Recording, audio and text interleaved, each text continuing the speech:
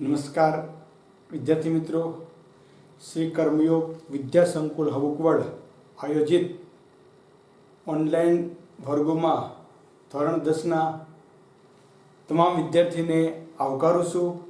અને આપણે ઘણા લાંબા સમયથી પરોક્ષ રીતે ટેકનોલોજીના માધ્યમથી અભ્યાસ કરીએ છીએ, થાક્યા છીએ, પણ હવે આપણે સરકારની ગાઈડલાઈનને ફોલો કર્યા વગર છૂટક્યો નથી. એ જે આદેશ આપે એ પ્રમાણે આપણે આગળ વધીએ છીએ. પરંતુ તમને અગાઉ પણ મેં કીધું કે તમારા માટેનો આ સમયગાળો ખૂબ મહત્ત્વનો છે. અભ્યાસક્રમ આપણો ટૂંકો થઈ ગયો છે, અઘરી બાબતો જતી રહી છે, એટલે વધુ મહેનત કરવામાં તમને સરળતા રહેશે. સાથે સાથે આપણે વાત કરીએ છીએ ત્રિકોણની, અને છેલ્લે ત્રિકોણમાં આપણે ત્રિકોણના ક્ષેત્રફળને આધારિત દાખલા જોયા પછી આગળ વધીએ.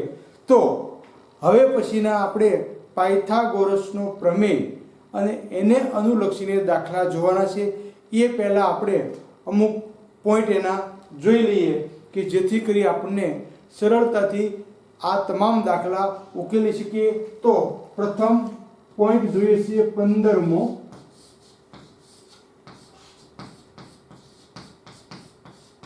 ત્રિકોણ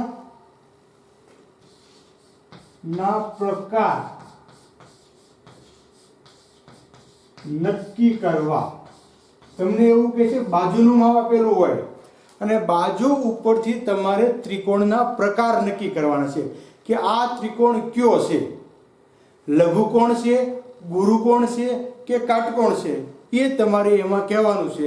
તો એના માટેની એકદમ સરળ બાબત છે. અહીંયા હું તમને ઉદાહરણ આપું છું. ત્રિકોણ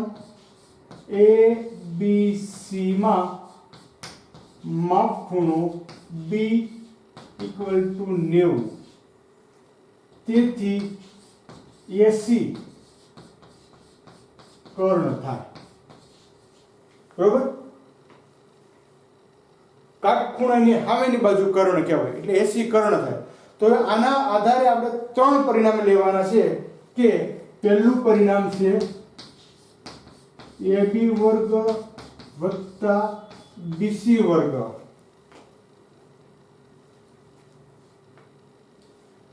મોર ધેન છે AC વર્ગ. જો કર્ણના વર્ગ કરતા બાકીની બે બાજુનો વર્ગનો સરવાળો વધારે હોય તો લઘુકોણ ત્રિકોણ બને. કેવો બને? લઘુકોણ ત્રિકોણ. એ સાઈડમાં જ લખું એટલે ખોટો જગ્યા આપણી ન ઉડી થાય. ઇક્વલ ટુ લઘુકોણ ત્રિકોણ.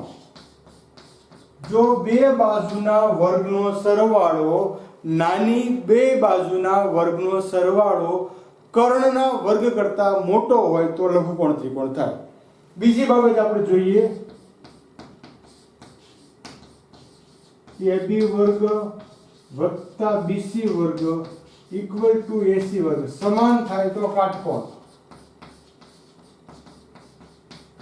જો નાની બે બાજુના વર્ગનો સરવાળો કર્ણના વર્ગ જેટલો જ થાય, સરખો થાય તો કાટકોણ ત્રિકોણ. અને ત્રીજી શરત આપણી છે AB વર્ગ વત્તા BC વર્ગ લેસ ધેન AC વર્ગ. જો કર્ણનો વર્ગ મોટો થાય તો ગુરુકોણ ત્રિકોણ. હવે તમને ખ્યાલ આવી જશે કે તમે કોઈ પણ ત્રિકોણની બાજુ ઉપરથી એનો પ્રકાર નક્કી કરી શકશો કે ભાઈ કેવો પ્રકાર છે. આ એક માર્કના પોઈન્ટમાં પૂછી શકે તો આપણને ત્રણ પરિણામો યાદ રહેવા જોઈએ કે નાની બે બાજુનો સરવાળો મોટી બાજુ કરતા મોટો થાય તો લઘુકોણ, હરખો થાય તો કાટકોણ, અને નાનો થાય તો ગુરુકોણ. આ રીતે આપણે ત્રણ ત્રિકોણના પ્રકારો જે છે એ મેળવી શકીએ છીએ. ફરી ટૂંકમાં કહું તો નાની બે બાજુના વર્ગોનો સરવાળો ત્રીજી બાજુના વર્ગ કરતાં મોટો થાય તો લઘુકોણ, નાની બે બાજુના વર્ગોનો સરવાળો મોટી બાજુના વર્ગ બરાબર થાય તો કાટકોણ, અને નાની બે બાજુનો સરવાળો મોટી બાજુના સરવાળા કરતાં ઓછો થાય તો ગુરુકોણ ત્રિકોણની રચના થાય છે। આ રીતે આપણે ત્રણ ત્રિકોણ અહીંયા યાદ રાખવાના છે। હવે ત્યાર પછી આમાં આપણે આગળ વધીએ તો પાયથાગોરસની ત્રિપુટી 16મો પોઈન્ટ।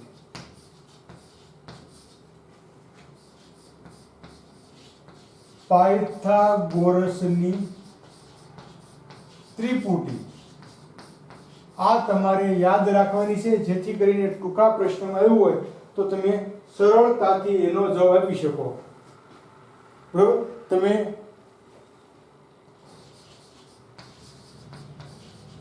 એક બાજુ બીજી બાજુ અને કર્ણ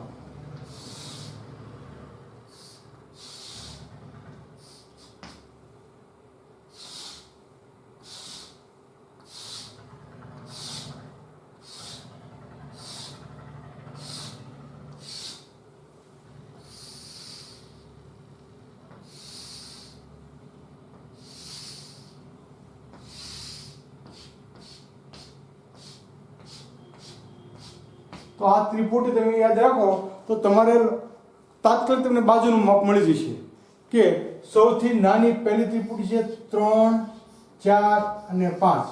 જો 3 નો વર્ગ 9, 4 નો વર્ગ 16, 9 અને 16 25, 5 નો વર્ગ 25।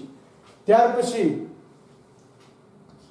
5, 12, 13, ત્યાર પછી 6, 8, 10। જો ક્રમાનુસાર લઈએ તો આ રીતની ત્રિપુટી આપણને મળે।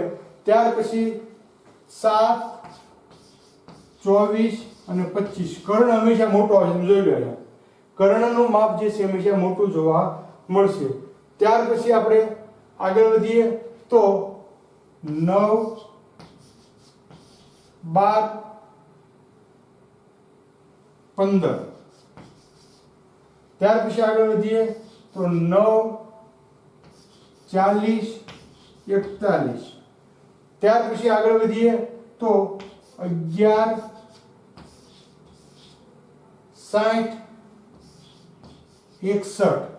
ત્યાર પછી આગળ વધીએ તો 12, 16, 20।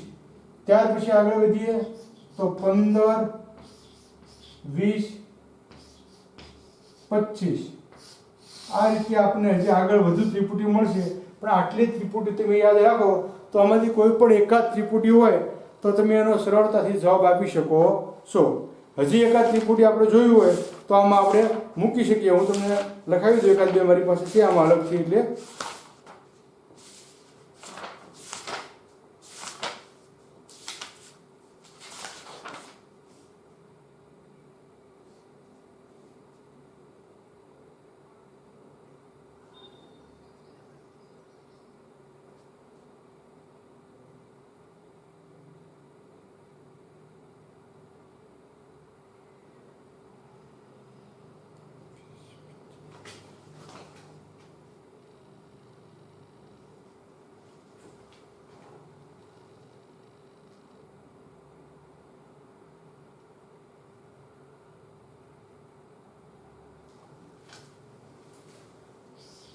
વીસ,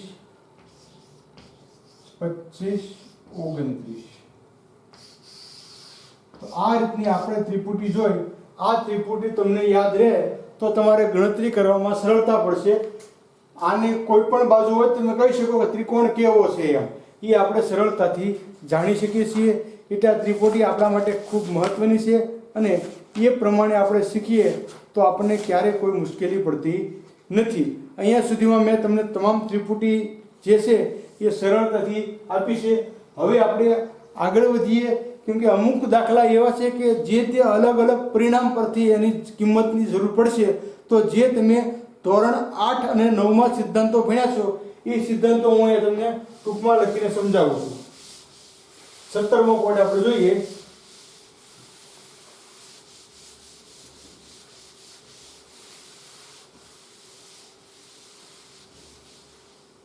પોઈન્ટ નંબર 17, બરોબર। એમાં કદાચ એકાદ પોઈન્ટ આપણે અગાઉ લખાવાય પણ ગયા હોય છતાં ફરી વખત આપણે જોઈ લઈએ છીએ. તો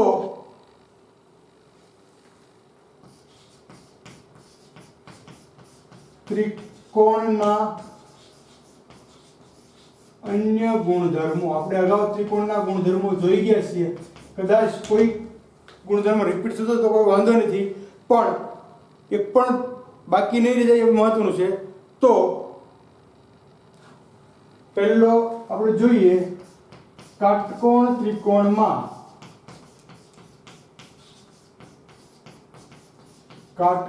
ત્રિકોણમાં ત્રીસના ખૂણાની સામેની બાજુ 30 અંશના ખૂણાની સામેની બાજુ કોઈ પણ કાટકોણ ત્રિકોણ હોય એમાં એક ખૂણો 30 અંશનો હોય તો સામેની બાજુનું માપ કર્ણ કરતા અડધું થાય. કર્ણ કરતા અડધું હોય છે. જો તમને કાટકોણ ત્રિકોણ આપ્યો હોય અને એમાં એક ખૂણાનું માપ તમારી પાસે હોય કે 30 અંશનો ખૂણો છે તો તેનું માપ કર્ણ કરતા અડધું થાય. કર્ણનું માપ 20 હોય તો બાજુનું માપ 10 થાય. કર્ણનું માપ 12 હોય તો બાજુનું માપ 6 થાય. બાજુનું માપ 10.5 હોય તો કર્ણનું માપ 21 થાય. આ આપણે ખાસ લક્ષમાં લેવાનું છે બે બાજુ. એવી જ રીતે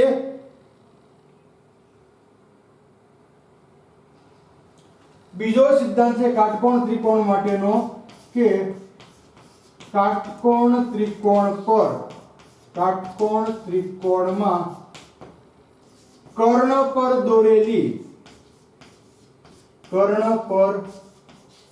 દોરેલી મધ્યગા.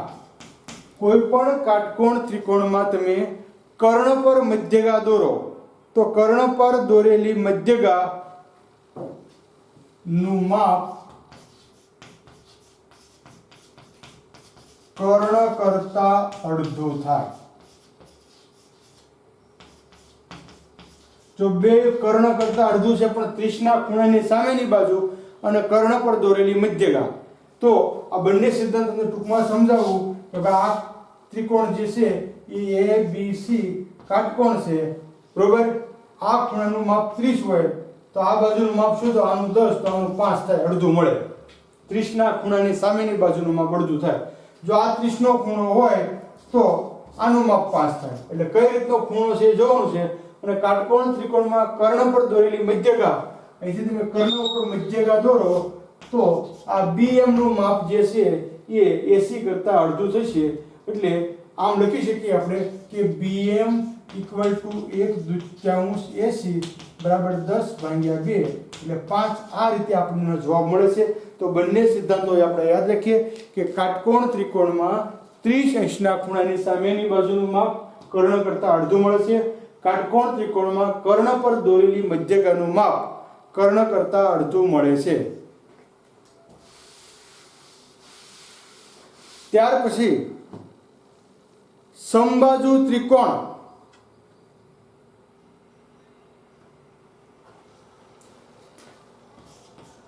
ત્રીજી બાબત છે સમબાજુ ત્રિકોણમાં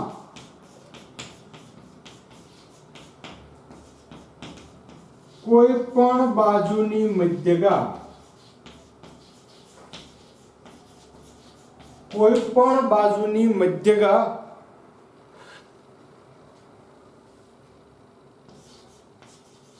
વેધ પણ હોય છે.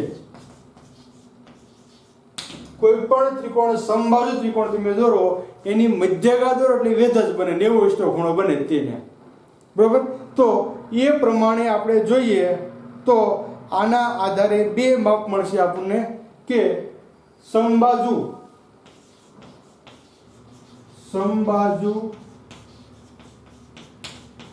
ત્રિકોણનો વેધ અથવા મધ્યગા, બેમાંથી કોઈ પણ વસ્તુ તમને શોધવાનું કે વેધ અથવા મધ્યગા, તો આવશે √3/2 ગુણ્યા બાજુ બરાબર √3/2 ગુણ્યા બાજુ. કોઈ પણ બાજુનું માપ હોય અને વેધનું માપ ગોતવાનું કે તો તમે આના દ્વારા સરળતાથી મેળવી શકો છો. તાત્કાલિક તમને જે તે બાજુનું માપ મળી જાય છે. હવે હજી આમાં આગળ વધીએ તો સમદ્વિ બાજુ હોય તો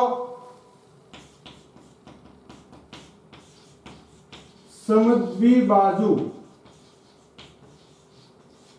કાટકોણ ત્રિકોણમાં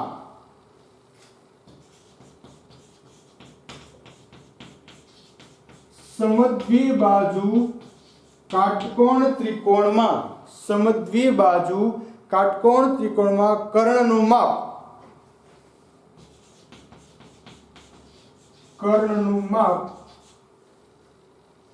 બાકીની દરેક બાજુના માપથી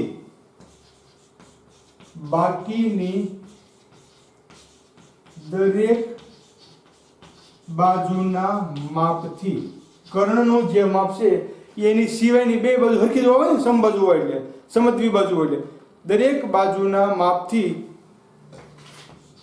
√2 જેટલું હોય છે. કોઈ પણ બાજુનું માપ કર્ણનું માપ લ્યો તો બાકીની બે બાજુના માપ કરતા √2 જેટલું વધારે હોય છે, √2 ગણું હોય છે. એટલે આ રીતે અહીંયા વિદ્યાર્થી મિત્રો આપણે આ ત્રિકોણના અન્ય ગુણધર્મો જોયા, જેની જરૂર પડે તો જે તે સમયે આપણે એનો ઉપયોગ કરી શકીએ છીએ અને એ પ્રમાણે એની ગણતરી આપણે કરી શકીએ છીએ. નેક્સ્ટ આપણે હવે ચોરસની અમુક બાબત જોઈ લઈએ તો જેથી કરી આપણે એનો પણ ખ્યાલ રહે કે જરૂર પડી હોય તો ચોરસના નિયમો જે છે એ પાયથાગોરસના પ્રમેયમાં કઈ રીતે કામ આપે છે. કેમ કે આ બધા કાટકોણ ત્રિકોણની આજુબાજુના પરિણામો છે અને ચોરસમાં પણ કાટકોણ ત્રિકોણની રચના થાય છે. એટલે આપણે આ દરેક બાબત હોય તો વિકલ્પ સ્વરૂપના જવાબો જે છે એ સરળતાથી આપણે આપી શકીએ છીએ. નેક્સ્ટ પોઈન્ટ જોઈએ 18મો.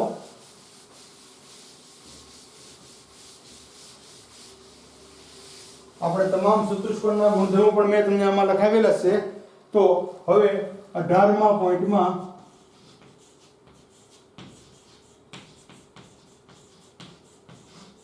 ચોરસના અન્ય ગુણધર્મો. તો ચોરસમાં આપણે જોઈ ગયેલા છીએ કે ચોરસનું ક્ષેત્રફળ બરાબર લંબાઈનો વર્ગ. આપણી પાસે સૂત્ર અગાઉ આવી ગયેલું છે, છતાં આજે લખી નાખીએ છીએ આપણે કે ચોરસનું ક્ષેત્રફળ બરાબર લંબાઈનો વર્ગ. બીજી બાબત સૂત્ર પણ આપણે જોયેલું છે કે ચોરસની પરિમિતિ બરાબર 4l, 4 ગુણ્યા લંબાઈ. એવી જ રીતે ચોરસના વિકર્ણની લંબાઈ. ત્રીજો પોઈન્ટ છે ચોરસના વિકર્ણની લંબાઈ. તમારે કોઈ વખતે ચોરસની બાજુનું માપ હોય અને વિકર્ણનું માપ ગોતવું હોય તો √2 ગુણ્યા બાજુ. અને હવે તમારે બાજુનું માપ ગોતવું હોય તો ચોરસના વિકર્ણની લંબાઈ ભાગ્યા √2 થઈ જશે.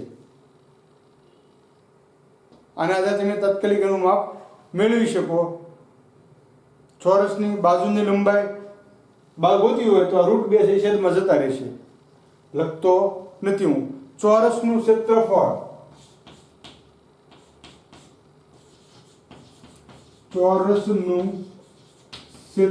જો બાજુ આપ્યું તો સરળ થાય, પણ કદાચ બાજુનું માપ ન આપ્યું હોય તો ચોરસનું ક્ષેત્રફળ 1/2 ગુણ્યા વિકર્ણનો વર્ગ. 1/2 ગુણ્યા વિકર્ણનો વર્ગ અથવા બે વિકર્ણનો ગુણાકાર, કેમ કે ચોરસના બે વિકર્ણો સરખા થશે. તો આ રીતે તમે એની બાજુનું માપ જે છે એ મેળવી શકો છો. બીજી પણ આપણે એક બાબત જોઈ હતી કે સમબાજુ ચતુષ્કોણનું ક્ષેત્રફળ એ પણ અગાઉ આવી ગયું હતું. સાથે લખી નાખીએ 5મું.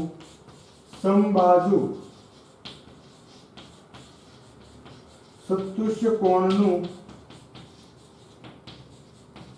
ક્ષેત્રફળ, સમબાજુ ચતુષ્કોણનું ક્ષેત્રફળ બરાબર આપણે કહી શકશું કે 1/2 ગુણ્યા વિકર્ણોનો ગુણાકાર, 1/2 ગુણ્યા વિકર્ણોનો ગુણાકાર. સમબાજુ ચતુષ્કોણના વિકર્ણો સરખા હોતા નથી, એટલા માટે આપણે વિકર્ણોનો ગુણાકાર લેવો પડશે. ચોરસ હોય તો વિકર્ણો બે સરખા હોય, અહીંયા તમે ગુણાકાર લખો તો હાલશે, પણ એના વિકર્ણો બે સરખા જ હોય છે. સમબાજુના વિકર્ણો બે સરખા હોતા નથી. તો આ રીતે તમે એનું માપ મેળવી શકો છો.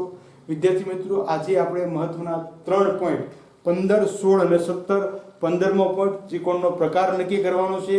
ફરી રિપીટ કરું છું કે નાની બે બાજુનો સરવાળો વધારે હોય કર્ણ કરતાં તો લઘુકોણ, નાની બે બાજુનો સરવાળો કર્ણ જેટલો હોય તો કાટકોણ, અને નાની બે બાજુનો સરવાળો કર્ણના વર્ગ કરતાં ઓછો હોય તો ગુરુકોણ ત્રિકોણની રચના થાય છે.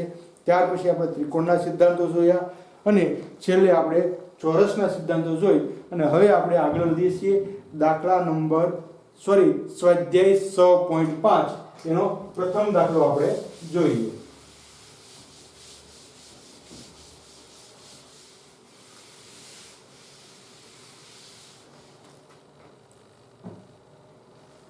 સ્વાધ્યાય 6.5 પ્રથમ દાખલો હું અહીંયા ગણું છું તમારી નજર સામે કે 7 સેમી, 24 સેમી અને 25 સેમી બાજુના માપ 7 સેમી, 24 સેમી અને 25 સેમી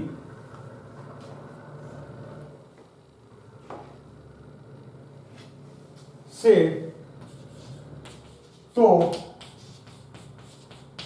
ત્રિકોણનો પ્રકાર જણાવો. જો અહીંયા વિદ્યાર્થી મિત્રો તમે સરળતાથી કહી શકો છો કે હાથ 24 ને 25 ત્રિપુટી છે મેં લખાવ્યા પ્રમાણે, એટલે આપણે વગર ગણ્યાનો જવાબ આપી શકીએ કે આ કાટકોણ ત્રિકોણ છે. પણ એમ છતાં આપણને યાદ ન રહેતું હોય તો આપણે દરેક બાજુનો વર્ગ લેતો જવાનો કે 7 નો વર્ગ 49 વત્તા 24 નો વર્ગ 577 બરાબર 25 નો વર્ગ 625. જો બે બાજુ સરખી થતી હોય તો આપણે કહી શકીએ કે આ કાટકોણ ત્રિકોણ છે. આ ટૂંકમાં ગણતરી થઈ ગઈ આપણી.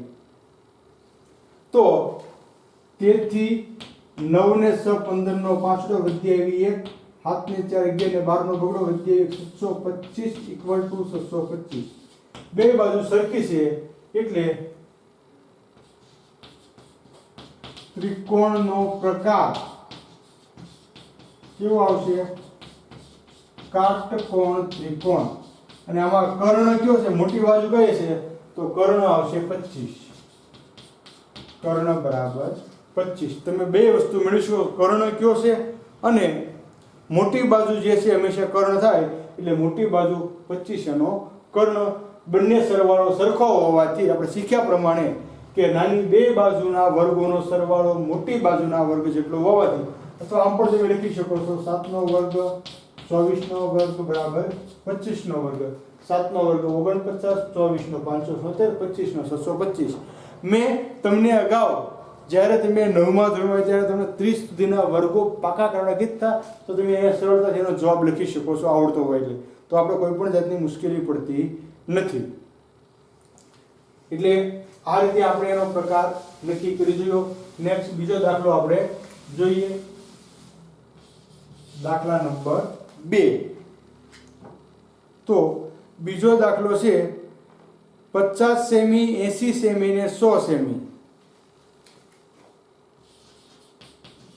બાજુનું માપ 50 સેમી, 80 સેમી અને 100 સેમી છે તો ત્રિકોણનો પ્રકાર જણાવો. અહીંયા આપણને ખબર છે કે નાની આમ લખી શકીએ કે 50 નો વર્ગ વત્તા 80 નો વર્ગ બરાબર 100 નો વર્ગ. તો 50 નો વર્ગ આપણને ન આવડે તો 5 નો આવડે, તેથી 5 નો વર્ગ 25 ને 2 શૂન્ય બીજી વત્તા 8 નો વર્ગ 64 અને 2 શૂન્ય બીજી બરાબર 10 નો વર્ગ 100 અને બીજી શૂન્ય 2 શૂન્ય બીજી. હવે આનો આપણે સરવાળો કરીએ તો તેથી 0 0 5 ને 4 9 6 7 8 મોર ધેન. જો બે બાજુના સરવાળા કરતા કર્ણનો વર્ગ મોટો છે, કર્ણનો વર્ગ મોટો હોય એટલે કે ગુરુકોણ ત્રિકોણ થાય. ત્રિકોણનો પ્રકાર, ત્રિકોણનો પ્રકાર બરાબર ગુરુકોણ ત્રિકોણ. સમજી શકાય છે કે કોઈ પણ આપણે વર્ગ લઈ લેવાના, જો આ બાજુનો વર્ગ મોટો થાય તો લઘુકોણ, આ બાજુનો વર્ગ મોટો થાય તો ગુરુકોણ અને બે હરખા થાય તો કાટકોણ. ત્રીજી કોઈ બાબત આમાં આવતી નથી. ત્યાર પછી હજી આગળ વધીએ તો દાખલા નંબર ત્રીજો.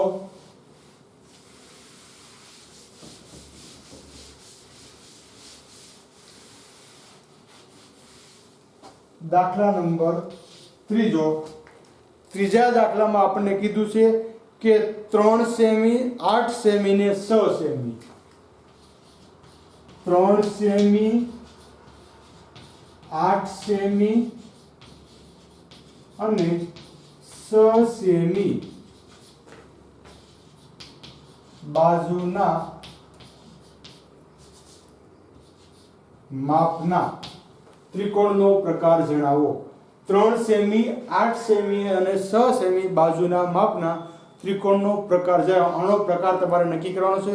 તો સૌથી પહેલા નાની બાજુ 3 નો વર્ગ વત્તા પછી બીજી બાજુ 6 નો વર્ગ બરાબર 8 નો વર્ગ. હવે કિંમત લખી નાખીએ.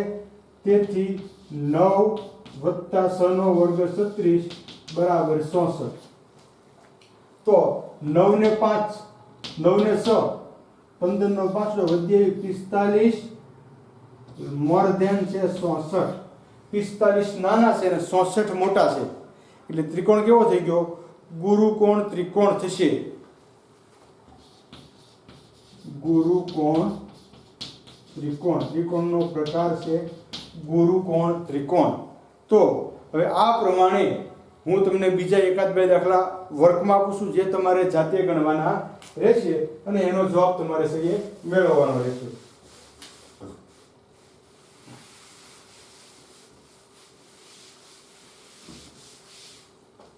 દાખલા નંબર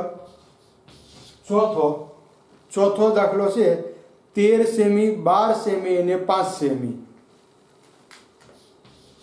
13 સેમી 12 સેમી અને 5 સેમી બાજુના માપના ત્રિકોણનો પ્રકાર જણાવો. ત્યાર પછી પાંચમો દાખલો છે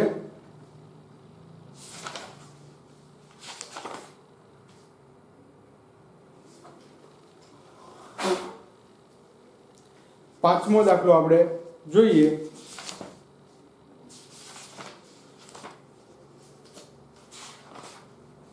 તો પાંચમો દાખલો અહીંયા કીધું છે આપણને કે 13 35 37 13 સેમી 35 સેમી અને 37 સેમી બાજુવાળા ત્રિકોણનો પ્રકાર નક્કી કરો. આ ત્રિકોણ કેવો છે તમારે કહેવાનું છે. નેક્સ્ટ આગળ આપણે જોઈએ તો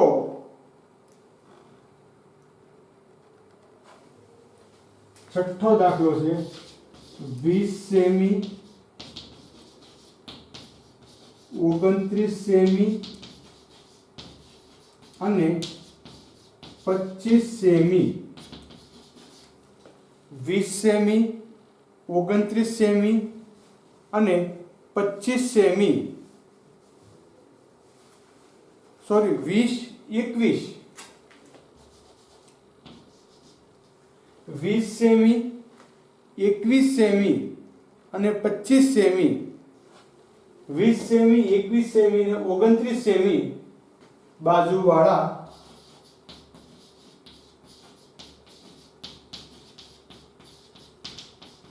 ત્રિકોણનો પ્રકાર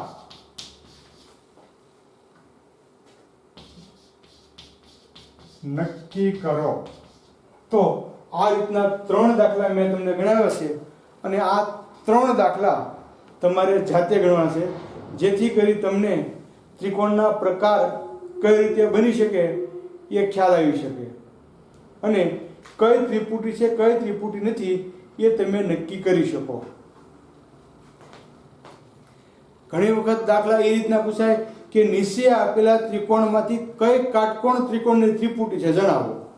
તેમાં 1 હોય 3 ન હોય તો આપણે આ રીતે બધાના માપ ગોત્યા પછી નક્કી કરી શકીએ કે જે બાજુ આપણને ઇક્વલ ટુ મળતી હોય તે બાજુ કાટકોણ ત્રિકોણની ત્રિપુટી હોઈ શકે, બીજી બાજુ હોઈ શકતી નથી. એ અનુલક્ષીને તમે એનો જવાબ છે એ મેળવી શકો છો. ત્રિકોણનો પ્રકાર નક્કી આપણે કરી શકીએ છીએ. તો આજના દિવસે 3 પોઈન્ટ જોયા અને 3 દાખલા જોયા.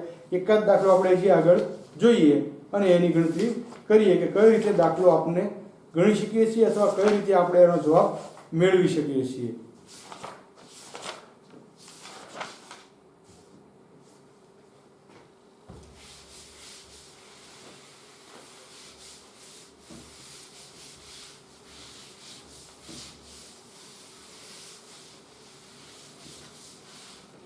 હા વિદ્યાર્થી મિત્રો, એક ત્રિપુટીમાં તમને જે લખાયું છે છેલ્લી ત્રિપુટી ખોટી લખાવવાની છે.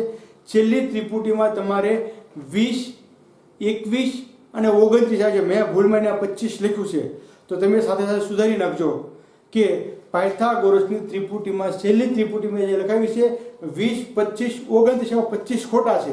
20, 21 અને 29 આવશે, એ તમે સુધારી નાખજો.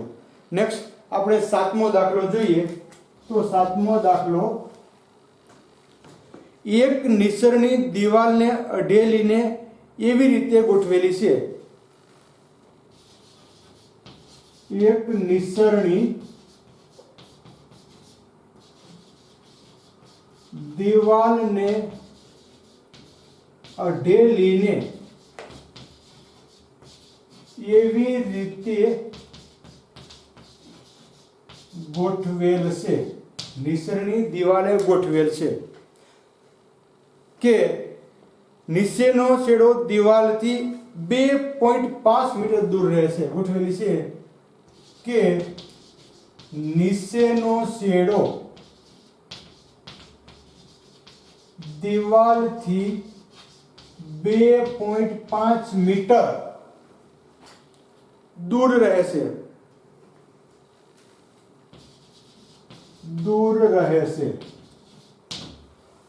ઉપરનો છેડો જમીનથી 100 મીટર ઊંચે હોય. ઉપરનો છેડો જમીનથી 100 મીટર ઊંચે હોય તો નિસરણીની લંબાઈ શોધો. જો અહીંયા વિદ્યાર્થી મિત્રો તમારા મગજમાં સ્પષ્ટ થવું જોઈએ કે નિસરણી હંમેશા ત્રાસી હોય. એટલે નિસરણી ત્રાસી હોય એટલે કાટકોણ ત્રિકોણની રચના થાય છે. અહીંયા તમને સમજાવું કે આ દિવાલ છે, આ દિવાલ છે, આ જમીન છે. અહીંયા જમીનથી કેટલી દૂર મૂકવાની છે? 2.5. ઉપરને છેડો જમીનથી કેટલો ઊંચો છે? તો 100 મીટર. તો નિસરણીની લંબાઈ, આ મારી નિસરણીની લંબાઈ ગોતવાની છે. તો અહીંયા આ રીતે આપણે લખી શકીએ કે AB જે છે એ દિવાલ છે, BC દિવાલથી નિસરણીનું અંતર છે અને AC નિસરણી છે. આ રીતે તમારે ત્રણેય વસ્તુ લેવી પડશે.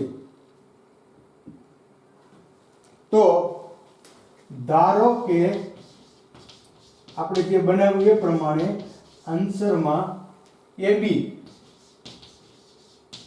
શું છે? દિવાલ છે.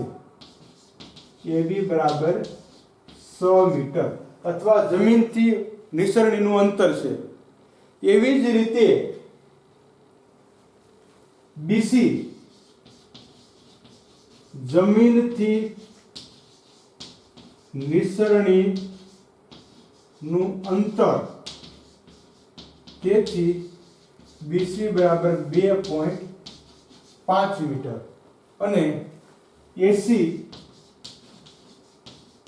નિસરણી છે, તેથી AC બરાબર શું? તો મારે AC નું માપ છે એ ગોતવાનું છે. હવે કાટકોણ ત્રિકોણ બની ગયું એટલે અથવા લખી દેવી શકો, લખવું હોય તો આમ પણ કે ત્રિકોણ ABC માં ખૂણો B બરાબર 90 અંશ, તેથી પાયથાગોરસ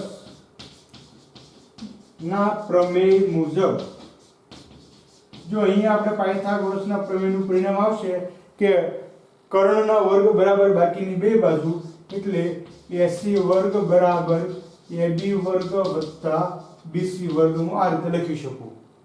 તો હવે મારું મૂલ્ય લખવાનું છે, તો AC નું મૂલ્ય મારે ગોતવાનું છે, એટલે AC વર્ગ એમ નામ આવશે.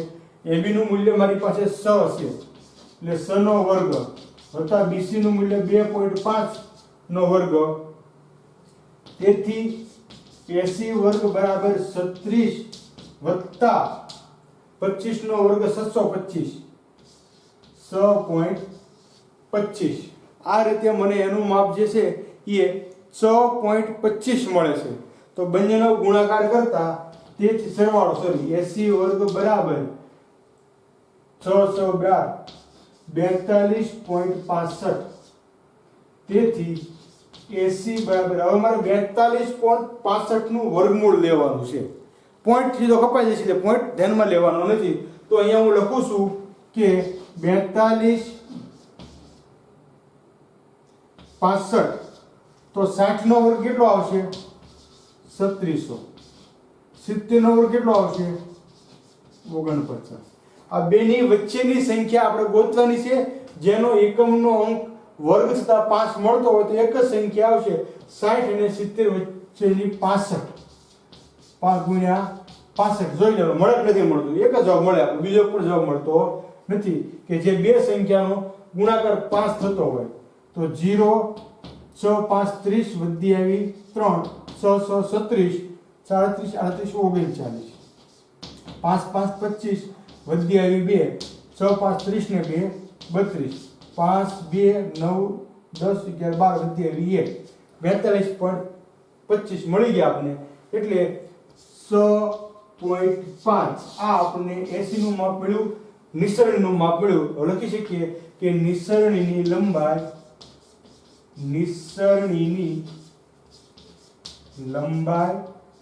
બરાબર 6.5 મીટર. આ રીતે હું નિસરણીનું માપ છે એ મેળવી શકું છું અને એની ગણતરી કરી શકું છું. તો હવે આવો જ દાખલો તમારી ટેક્સ્ટ બુકમાં એક આપણને આપેલો છે. તમારી ગણિતમાં 9મો દાખલો છે 6.5 નો. 6.5 સ્વાધ્યાયનો 9મો દાખલો છે. હું અહીંયા લખી જ દઉં છું કે તમારે એ જ ક્રમમાં આપણે 8મો ક્રમ આપી એને લખી નાખવાનું છે.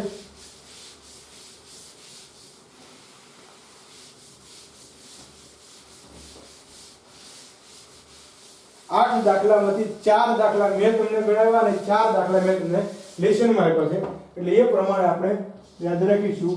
તો 8મો દાખલો આપણે શીખ્યા એ પ્રમાણે છે કે 10 મીટર લાંબી એક નિસરણી, જો અહીં નિસરણીનું માપ છે 10 મીટર લાંબી એક નિસરણી, કોઈ પણ બીજી બાજુનું માપ નહીં, નિસરણીનું છે. એટલે 10 મીટર લાંબી એક નિસરણી જમીનથી 8 મીટર ઊંચે, નિસરણી જમીનથી 8 મીટર ઊંચે. હવે જમીનથી ઊંચાઈનું માપ મળી ગયું, ઊંચે આવેલી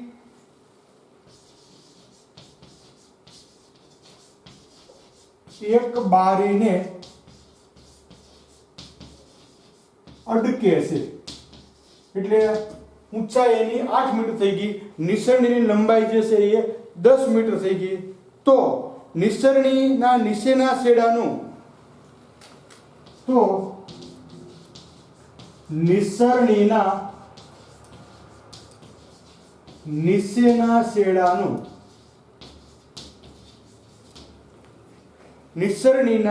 નીચેના છેડાનું દિવાલના તળિયાથી